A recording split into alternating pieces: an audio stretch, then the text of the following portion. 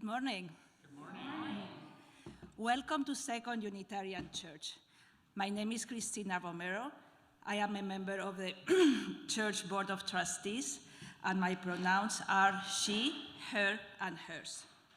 Today, we are in person at the Admiral at the Lake and the Tuyu Sanctuary, and continuing to meet virtually using Zoom. We ask everyone's indulgence for the complications of a three-part service. We are glad you are here with us, whichever way you are attending. In accordance with public health guidelines, we have moved to making masks optional in the sanctuary. We will continue to pay attention to COVID recommendations, and masking may be required again in order to keep everyone as safe as possible.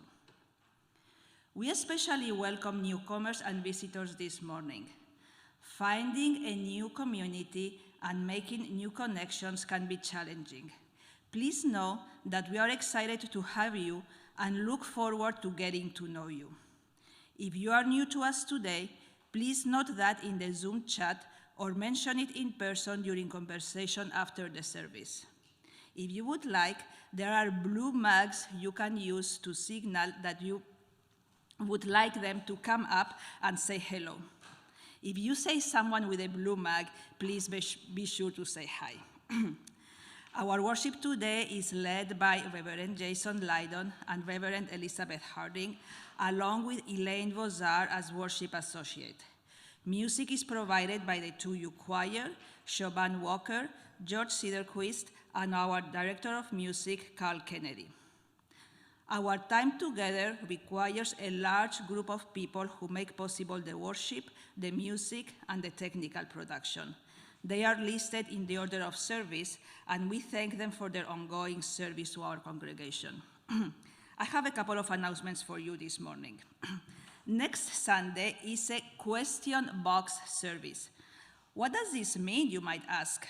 Well, you are invited to write down a question you would like Reverend Jason to address. These can be big and small questions.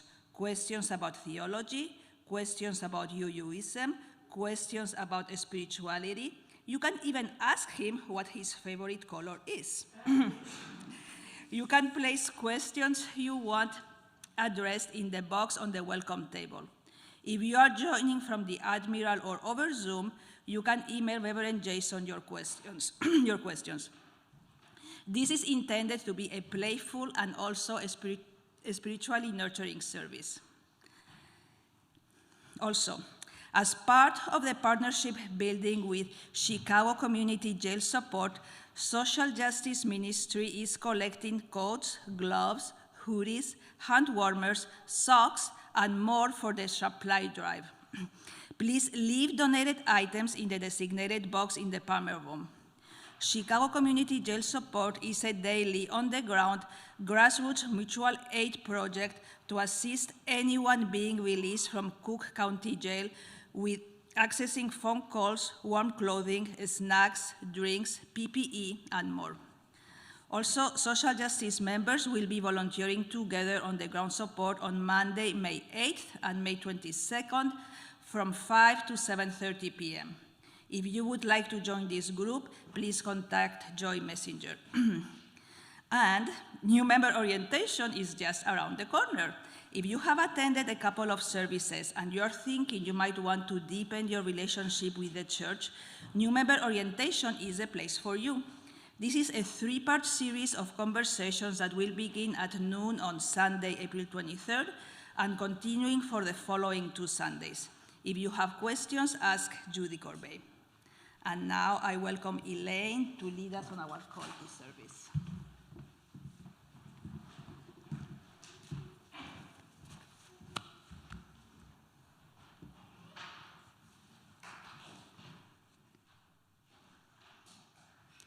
We are a Unitarian Universalist congregation, a community of children, youth, and adults, a people of many beliefs and traditions, bound not by the specific list of things we believe, but by the values that we share. Whether you are joining us for the first time or the 1,000th time, you are welcome here. Whatever your race, whomever you love, whichever way you move in the world, however much money is in your pocket, you are welcome here. I invite you, when you feel ready, to take a breath in and out. As the music begins, let us enter into our service together.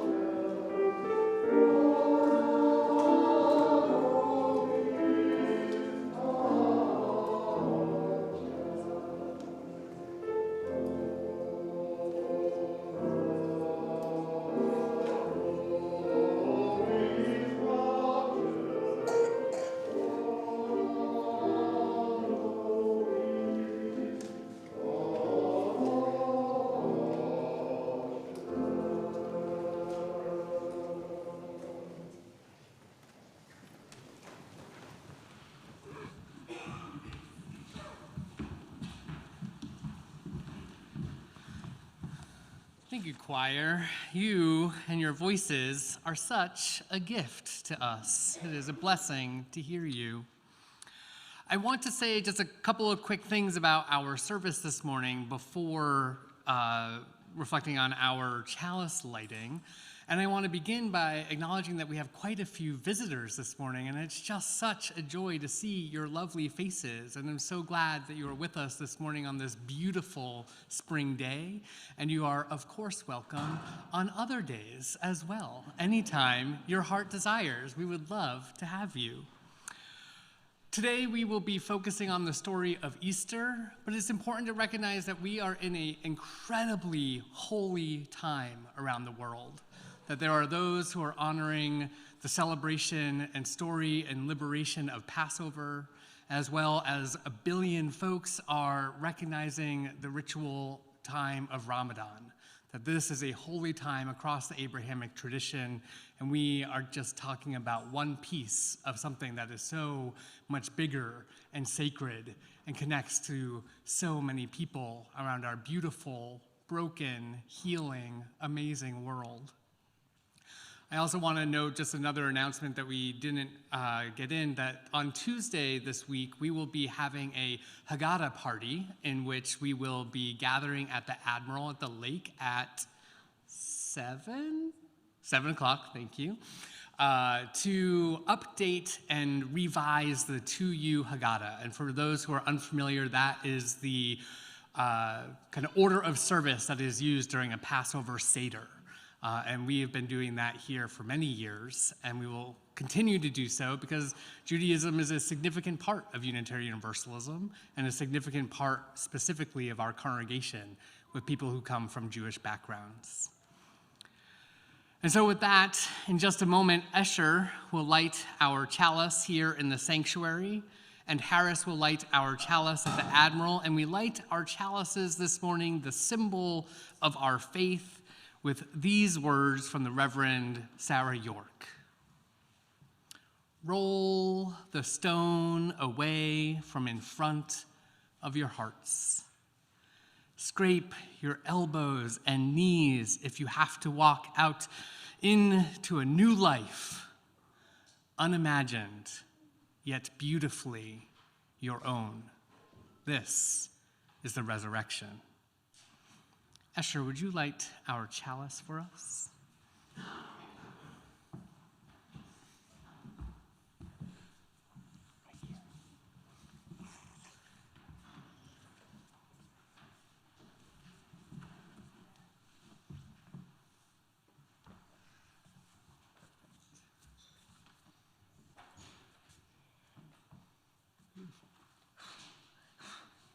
Thank you so much.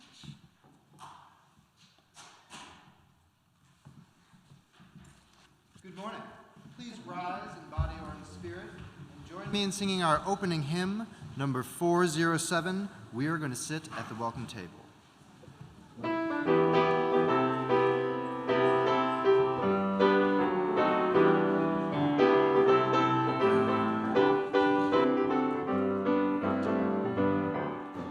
We're gonna sit at the welcome table. We're gonna sit at the welcome table one of these days, hallelujah. We're gonna sit at the welcome table. Gonna sit at the welcome table one of these days. All kinds of people at the table. All kinds of people are at the table one of these days, hallelujah.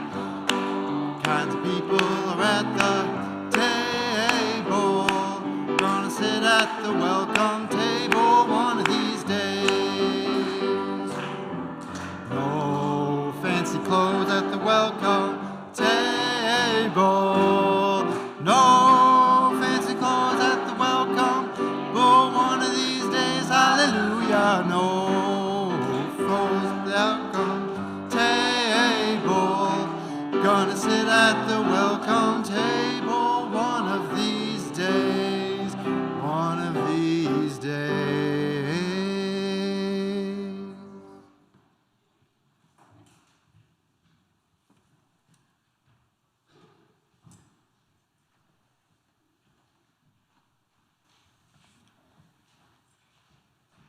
We covenant to build a community that challenges us to grow and empowers us to honor the truth within ourselves.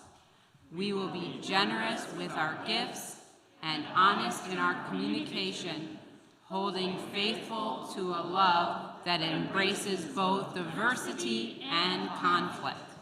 Called by our living tradition, we will nurture spirituality within a vision of the eternal, living out our inner convictions through struggles for justice and acts of compassion.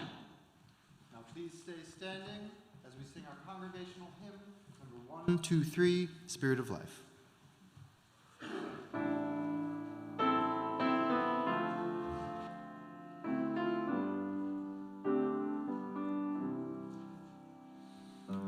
Spirit of life, come unto me. Sing in my heart all the stirrings of compassion. Blow in the wind, rise in the sea, move in the hand, giving life the shape of justice. Roots hold me close, wings set me free. Spirit of life, come to me, come to me. Be seated. Our service structure for today is not our traditional service structure, but is instead part of our intentional effort to create intergenerational services that allow us to flow through the service together without necessarily a 18-minute sermon that everyone just has to sit and listen to. You might think to yourself, oh, that's really great for little kids, but it might be great for us as adults too, to not just have to sit and listen to one long thing. So Reverend Elizabeth and I will be weaving some stories together as we go through our service, and I hope that you will join us on this Easter journey. And so while Unitarian Universalists primarily just observe the one single day of Easter, there is a whole season of Lent and a Holy Week filled with events that our Christian siblings recognize and honor. And so this morning, we're going to take part in two of the rituals that are part of Holy Week. First, a foot washing, and later, we will take part in communion. And I want to take a moment to acknowledge that some of these rituals may feel hard for some of us. Unitarian Universalism is often a refuge for people who have been harmed by exclusionary aspects of a Christian upbringing. I want to honor the pain you may have experienced, while also working with you and all of us to transform that pain into healing. And so as Reverend Elizabeth and I lead the service today, it is my prayer that we can all try things on together, knowing that we bring deep and complex personal experiences to these rituals. And as us, Unitarian Universalists, we are part of a religious tradition that descends from the radical Reformation.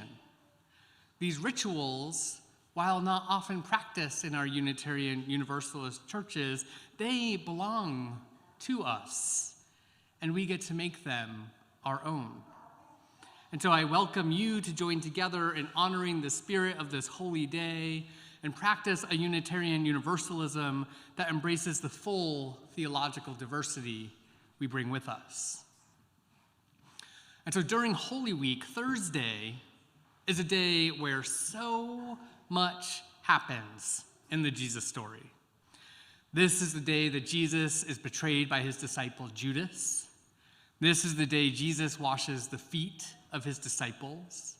This is the day the Last Supper occurs. This is the day that Jesus is arrested. So many profound moments all wrapped into one day called Maundy Thursday. The word Maundy, if you're not familiar, comes from the Latin word mandatum, or what could be translated into commandment. And the new commandment that Jesus was teaching his disciples was quite simple, and yet one of the hardest for us to do. Simply to love one another. Jesus wants us not only to love our family and friends, but also our enemies and everyone else around. This love is not the same love we might feel with our parents or children or our dearest ones. Instead, this love is a commitment to recognize the full humanity and worthiness of each person we meet. We may not always get along, we may struggle with conflict and hurt, yet Jesus' invitation is clear. Practice love. Now, I want you to imagine, if you will, what people's feet might have been like in the ancient Near East.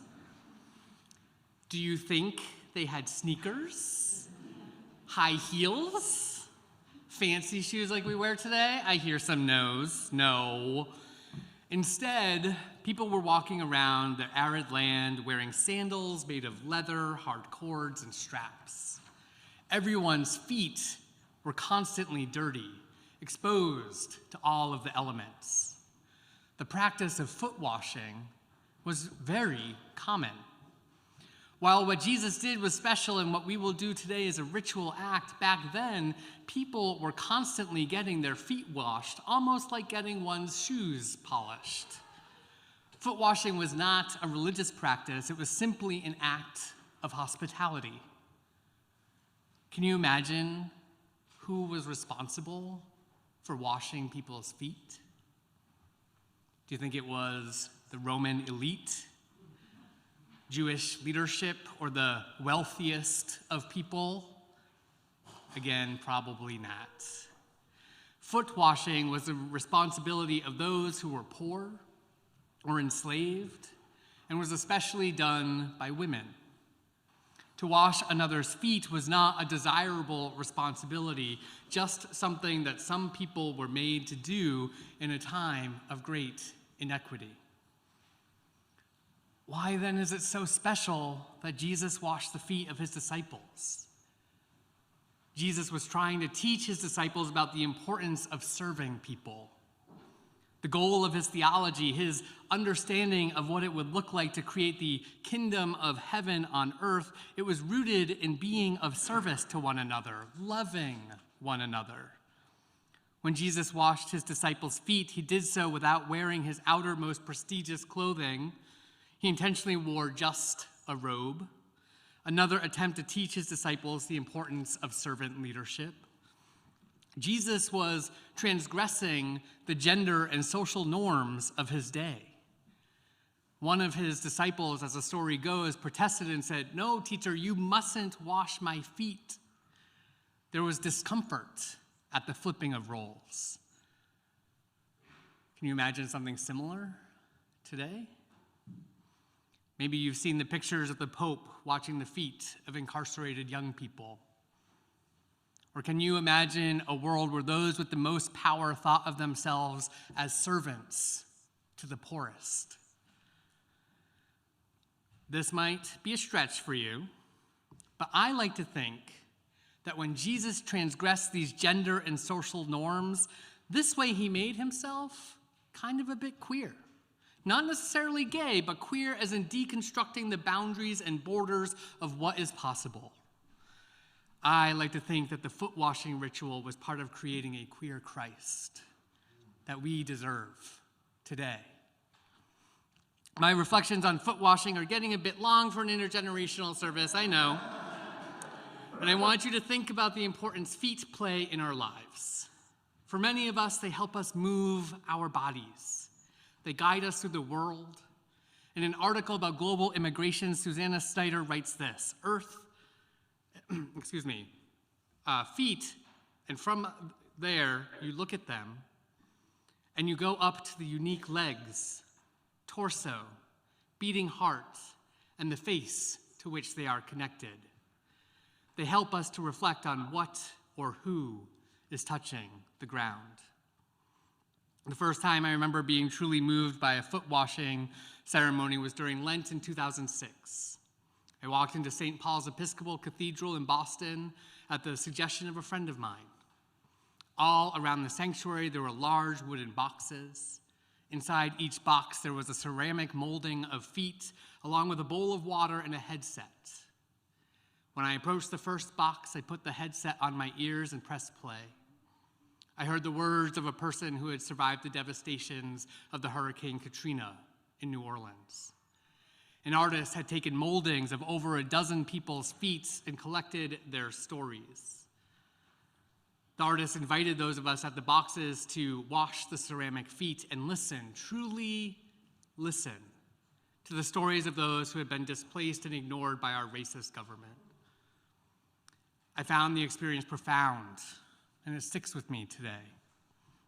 And so this morning, I have the privilege, the honor, of getting to wash Reverend Elizabeth's feet. While everyone here, all of you deserve to have your feet washed, we don't have time. And so instead, I'm just going to wash Reverend Elizabeth's feet this morning. And as I do so, I want you to imagine whose feet you should wash in your life. Who should you serve? I want you to imagine what servant leadership might mean to you and how you might practice that in your life. Keep in mind, as Jesus washed the feet of his disciples, he even washed the feet of Judas, the disciple who betrayed him to the Roman authorities. Can you imagine what that might be like for you? How might we serve even those with whom trust has been broken? So let us wonder together, maybe even sit in prayer as I wash Reverend Elizabeth's feet.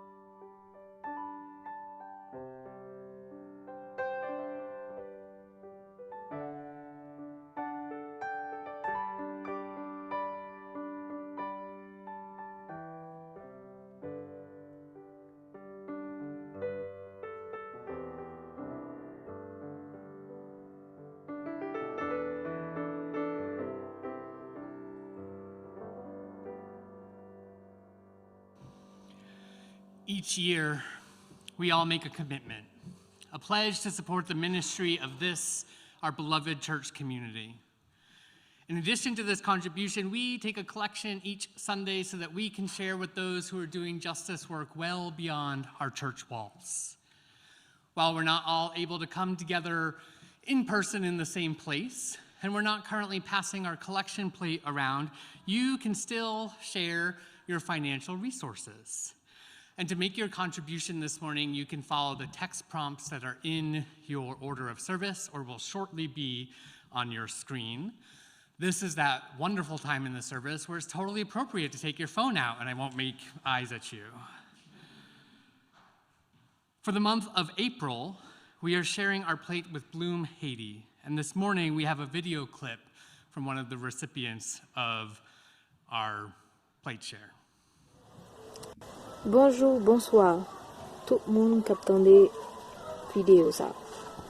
Et nous remercions le fait que vous prenez un petit temps pour capable regarder petit coup de vidéo ça que m'a partagé avec nous. Et moi dis nous merci pour ça. Et moi adressez nous à nous toutes et nous chaque qui va attendre vidéo ça. Et spécialement avec l'église Second Unitarian Church of Chicago. Nous adressons nous avec nous-mêmes. Nous-mêmes qui parlé, moi représenter la communauté amie. Nous venons expliquer quelques situations qui gagnent dans le moment. Amis, c'est une grande communauté qui se situe en Haïti. Et nous avons fait face avec des grosses difficultés dans le moment. Nous avons encadré jeunes, personnages, l'autre monde. Mais vu jeune avec question, problèmes économiques, pays, problèmes politiques, pays d'Haïti. Et même, problème sécurité, pays d'Haïti. Ça cause en pile dans ça nous te qu'on fait, pas qu'à continuer fait encore. Nous besoin en pile main, en pile bras, en pile aide. Nous besoin. C'est pour raison ça. Nous fait adresse là avec nous-mêmes. Ou même qui a regardé ces vidéos ça, qui t'a choisi aider communauté amie, soit dans l'argent, soit dans manger, soit dans médicaments, ou bien l'autre assistance sociale, nous prêts pour nous recevoir. Et nous remercions le fait que ou d'accord collaborer ensemble avec nous. Nous apprenons toute aide ça pour nous aider jeunes, grand monde, petit monde, monde qui pas capable, qui plus faible. Nous besoin pour nous aider. Et nous demandons nous, ou même qu'à regarder vidéo ça, prenez un petit temps, réfléchir et participer ensemble avec nous dans le gros combat que nous gagnons pour nous faire pour la communauté amie. Nous te remercions. Le fait que on va réfléchir, on va prendre une bonne décision qui c'est aider nous. À n'importe qui moyen, à n'importe salier, à n'importe qui quantité que lié, nous sommes satisfaits et nous disons un grand merci pour ça. Spécialement à l'église Second Unitarian Church of Chicago. Nous avons été tant d'aide, nous avons été tant de participation. Et déjà, à midi, nous merci. Le fait que nous choisissons de collaborer. Peu importe, ça ou bail, nous te remercions.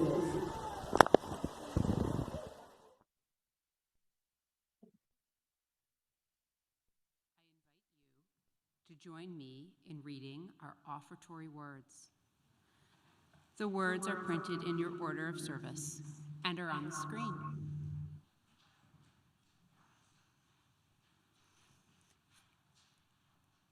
This church is the community of ourselves. Its energy and resources are our energy and resources. Its wealth is what we share. As we contribute to the work of this community, we affirm it and enable its participation in the world around us. The offering will now be generously given and gratefully received.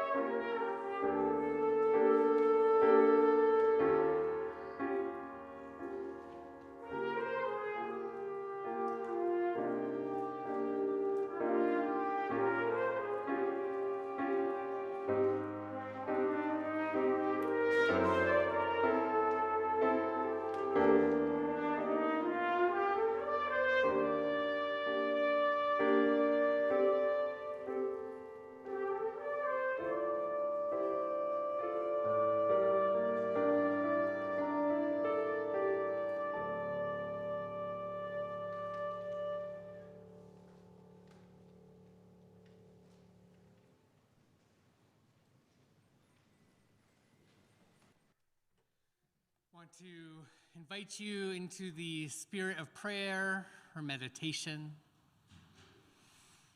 Let us begin by breathing together.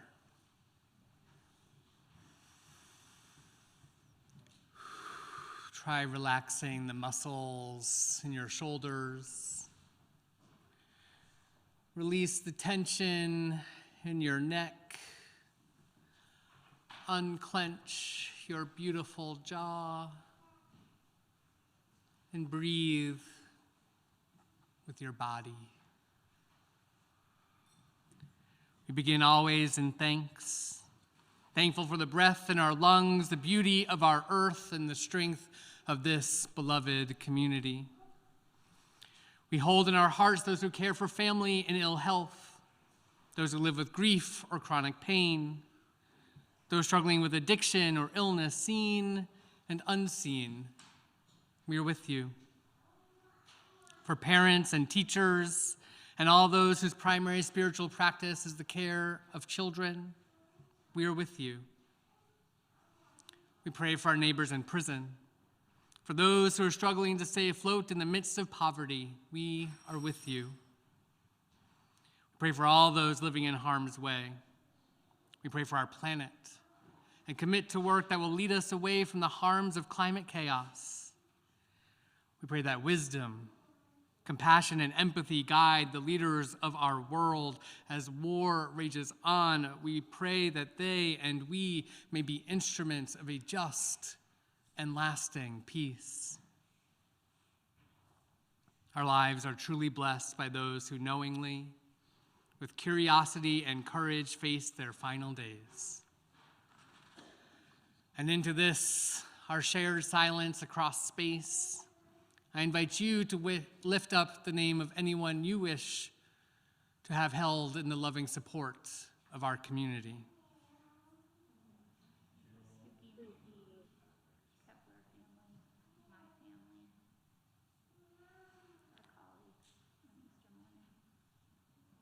With our deepest compassion, let us hold in our hearts those named and unnamed, those remembered, those forgotten. Let it be so. Amen, and blessed be.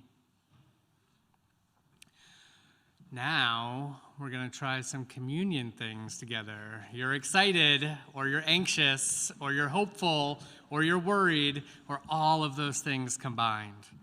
And so we're going to do some little adjusting up front in order to make this happen. So please be patient with our liturgical arts.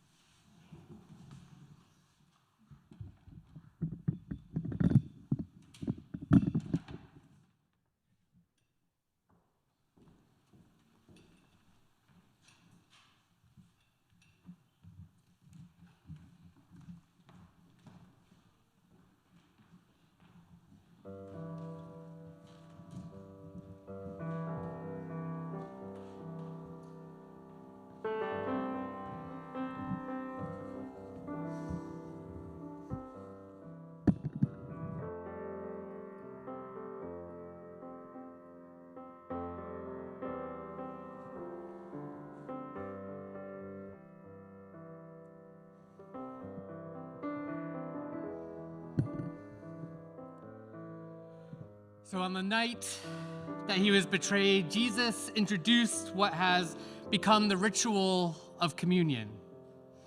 Communion is a practice of remembrance.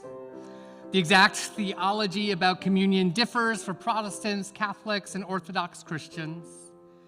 There are many different ideas behind communion, and it's something that our Unitarian and Universalist ancestors took part in regularly. In some Christian communities, there is communion available every day, every week, every month, or just every now and then. There are many ways to be Christian, and there are many ways to do communion. For myself, despite being a non-theistic humanist, I have always loved communion. When I was a little boy, I remember going to a Lutheran church, and before I was allowed to take my first communion, I would go up to the common table with my parents and sister, and Pastor Moline would gently place his hand on my head and say, "May the Lord bless you and keep you." I love that close connection with my pastor. My love of communion has shifted over the years, and my understanding of the theology behind it has transformed. But as the story goes, Jesus sat with his disciples at dinner, what would have been likely a Passover supper, not a Seder exactly, as that tradition would come about a couple hundred years later. But he took the bread that was before him. He offered it up and gave thanks, and then took it and broke it, maybe.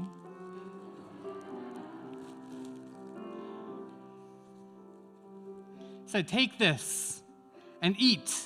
This is my body broken for you." After supper, Jesus took the cup of wine, offered thanks to God, and said to his disciples, "Take this and drink, all of you. This is the blood of the new covenant, which is shed for you. Take, drink, and do so in remembrance of me." Our Unitarian Universalist theology teaches us that sacrificial theologies are not life-giving for us. For us, Jesus did not have to die for our salvation. We were already saved because we were born with original blessing, not original sin. So what then might the communion ritual mean for us as Unitarian Universalists?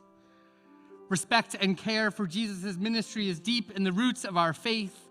Jesus' crucifixion was not the will of God, but rather the will of men, specifically the Roman Empire.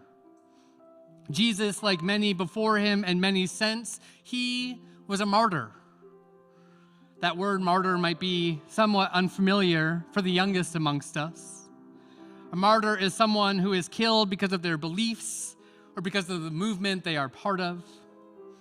There have been too many martyrs.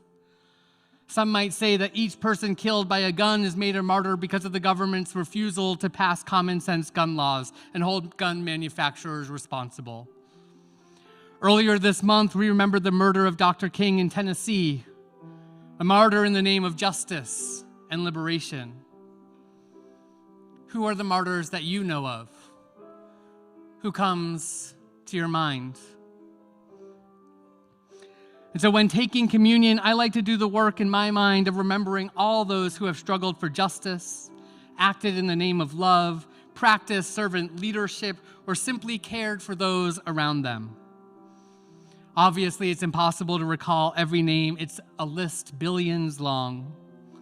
The ritual of communion, though, it is a time where we can think of those who have come before us and taught us about the infinite possibilities made real by the power of love. The bread, a symbol of broken bodies. The wine or grape juice, a symbol not just of bloodshed, but of the blood that flows through each of us, that gives life to our bodies, keeps our hearts pumping, and allows us to live into this great mystery that is life. And so as we take our communion today, we will remember not just the suffering and death, but rather the ministry and life of Jesus, and the gift of love that makes life worth living. You may not know this, but our church has a long history of doing communion. The Second Unitarian Church of Chicago had a regular practice of communion that longer than we have not. This does not mean it necessarily feels familiar to you, but I'm hoping that we can continue to focus on our inner experimenter energy and try out communion together. The bread and juice are here on the table. And if you choose to try having communion, whether you choose to have communion or not, you're also welcome to come forward in a moment and light a candle of joy or sorrow. If you would prefer to just light a candle of joy or sorrow, that is also welcome. Reverend Elizabeth and I will be handing out the juice and bread. Here are the pieces that lots of churches use for communion. We have a special communion wine holder made of silver that we've had in our church for, it's unclear quite how long. And here are some baskets filled with freshly baked bread. Thank you to the Cedarquist Vozar family, as well as the Romero Comendori family. And so as you come forward to receive your communion, you will hear Reverend Elizabeth and me saying to you, here is the bread of life, here is the fruit of life. Taking part in communion is 100% up to you. If you would like to come forward for just a blessing and not take communion, you can cross your hands over your chest. Ours is an open table. All are welcome to it. And so for those of us in the sanctuary, you will be invited to come up in lines as you make each week for Joys and Concerns. You're welcome to take communion and then light a candle. And again, if you prefer not to take communion, you can just light a candle. And whether you choose to come forward or not, know that you are blessed by the love of this congregation and the strength of our shared faith. For those of us at the Admiral, Harris will explain how exactly you will take part in communion. And for those of us joining via Zoom, you are welcome to create a communion of your own where you are, or simply find a space for letting the love surround you as you take some deep breaths, knowing you are connected to this community, even if our bodies are not in the same place. You may now make lines and come forward.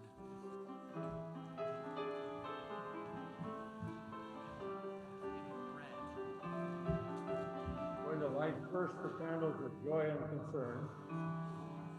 The other responsibility for explaining what we're going to do is a profound responsibility.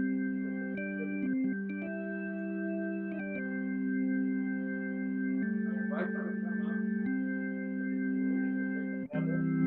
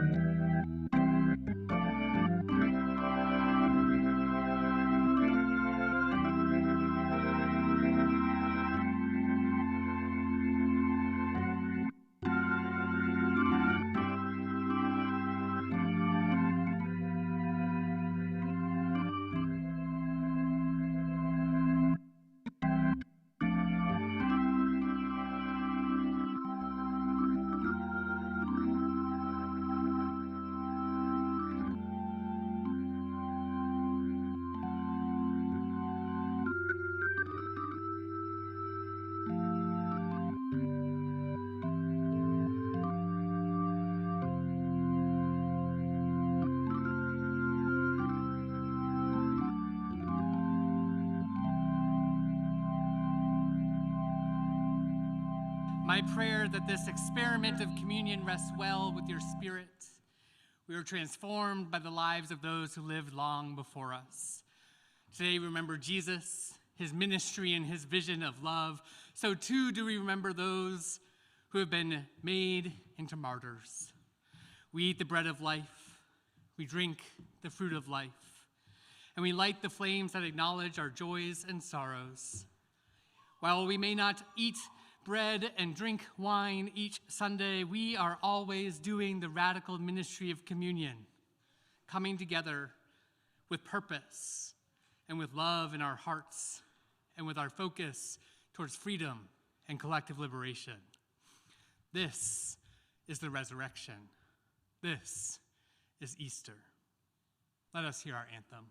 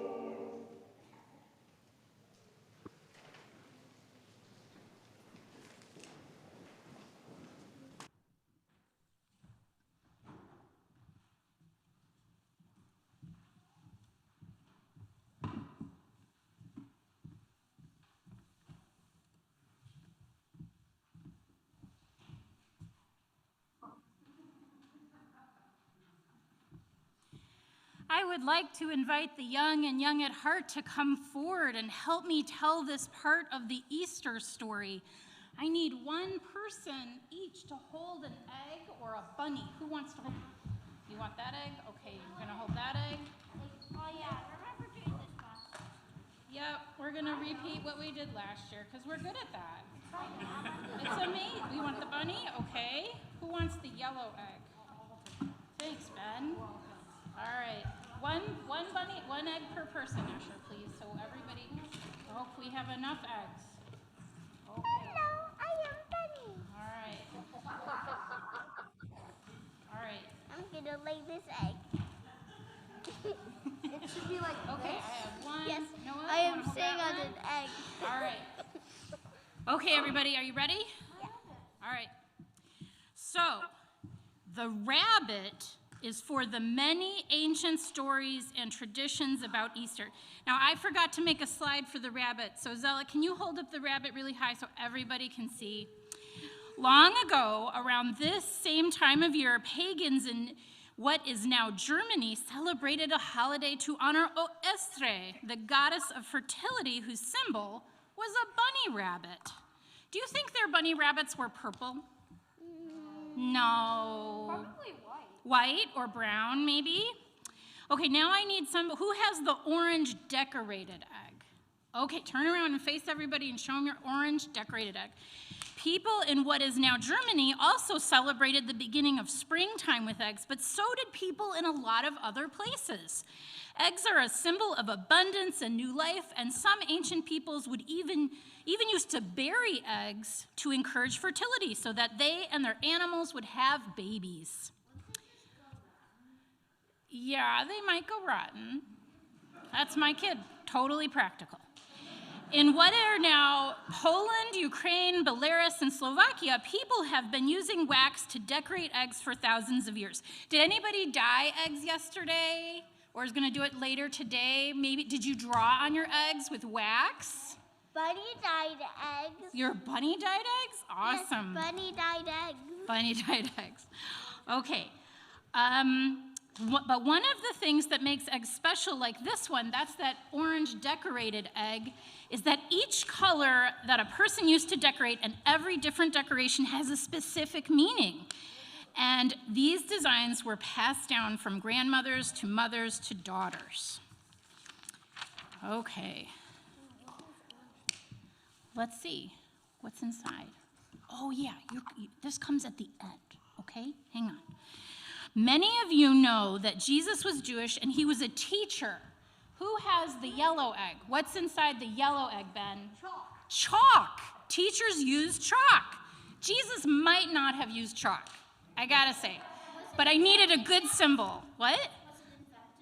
I don't know. That is a good question. Okay. Jesus was a teacher, a healer, and he had 12 men as his formal students or disciples. Jesus was living at a time when the Roman emperor's leaders made all the decisions for the people around them. The Jews were part of a social community where you could be a slave, a freed slave, or a freeborn person. One of the most radical things that Jesus teaches is that God loves all people. It was the people of the Roman Empire who decided that Jesus was too dangerous because he preached a message of God's love and freedom. The Roman Empire's people decided that he needed to die by crucifixion, which is a very awful way to die. So now we need there's an egg that's clear and green on one side. Okay, Noah, can you hold up your egg and show everybody the cross inside? Oh, I know. Yeah. Jesus' cross. Yeah, if you can think about a time when you were really sad and you didn't think you would ever feel happy again, that feeling would match how Jesus' family, friends, and followers felt about his death. Can you hold it up, Usher, so everybody can see, or help Noah do that? The egg we have here is green, and the symbol for this part of the story is a cross. And some churches use the cross as their symbol, and other people use a picture of Jesus on the cross. Okay, who has the blue egg? Get ready for the blue egg.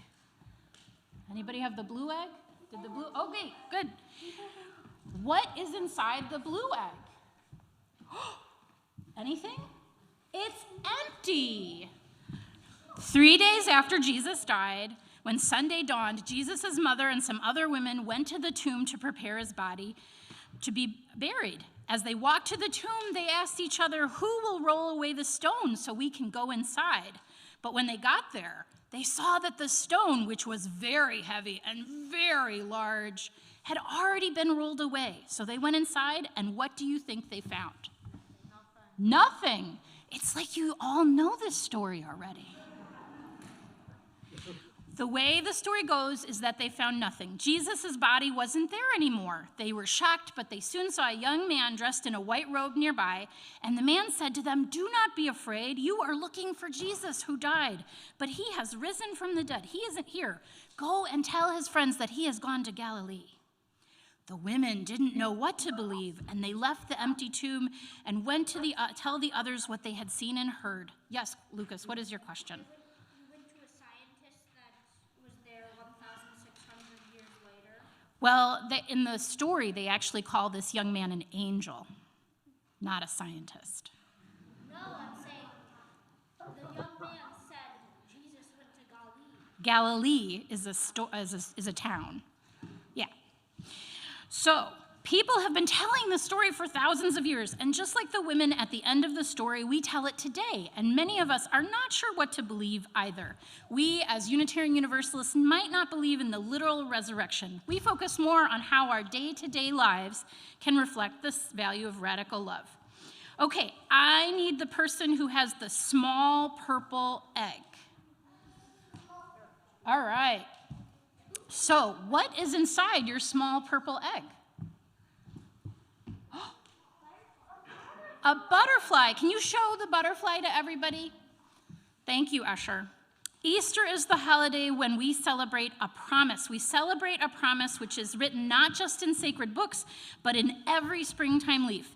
And it's written perhaps most beautifully in the testimony of butterflies who enter their cocoons only to emerge transformed, only to be resurrected from their still and slumber life into glorious butterflies.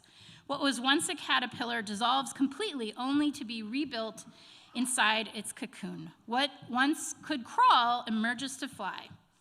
Okay, so here we go. You got your egg ready, Lucas? All right, Jesus' disciples came together to continue his work of radical love. We, Unitarian Universalists, celebrate so many parts of this story, knowing that we too can share radical love with all people. So show the person inside the egg to everyone, please, Lucas. Who is that person? Who is that person? I think we picked a doll, a paper doll. Okay. Now, there is another small orange egg.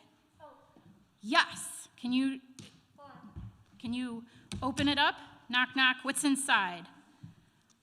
Rainbows A rainbow. and a shooting star with a rainbow. Oh, we got a bonus, shooting star and a rainbow. We Unitarian Universalists celebrate so many parts of this story, knowing that we too can share radical love with all people. And that is the end of our story today. Would folks put their eggs back in the basket? So, because I might tell this story again, or somebody else might tell it again. Bunny, you want to hold the bunny for the rest of the service? I'm going to need it back after that. Thanks for helping tell the story, everybody.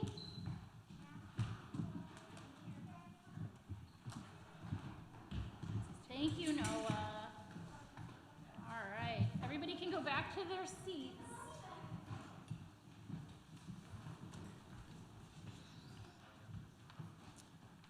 Do you want me to? Okay, it's all you.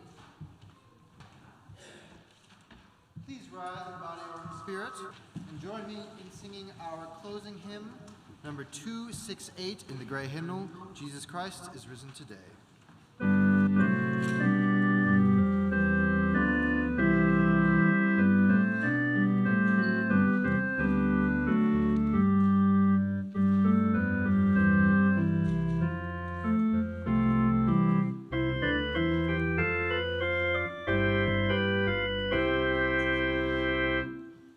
Jesus Christ is risen today. Alleluia.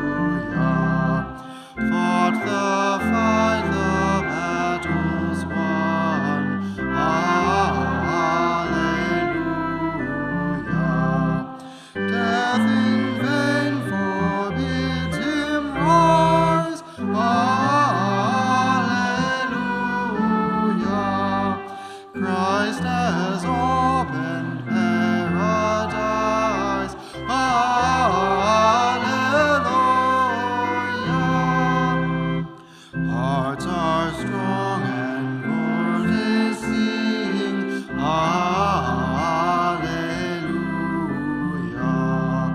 Where, O death, is now thy sting? Hallelujah. As he died his truth to save. Hallelujah. Where thy victory, O grave. Hallelujah.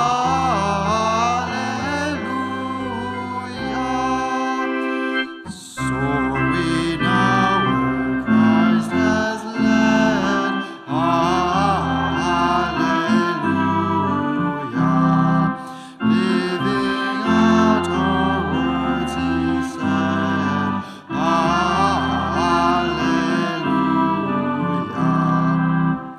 Made like him, by him we rise. Hallelujah. Ours the cross, the grave, the skies. Hallelujah.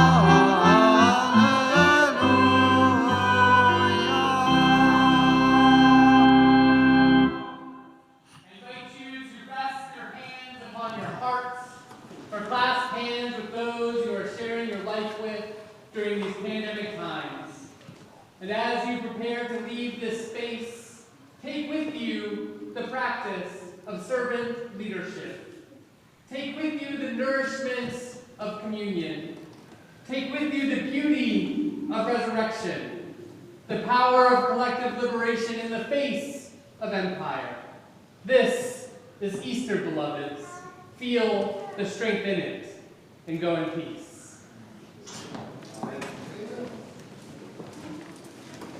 Kids and their families can stay in the sanctuary for the egg hunt. If all the kids and their parents would stay up here, come up here, I can explain the plan.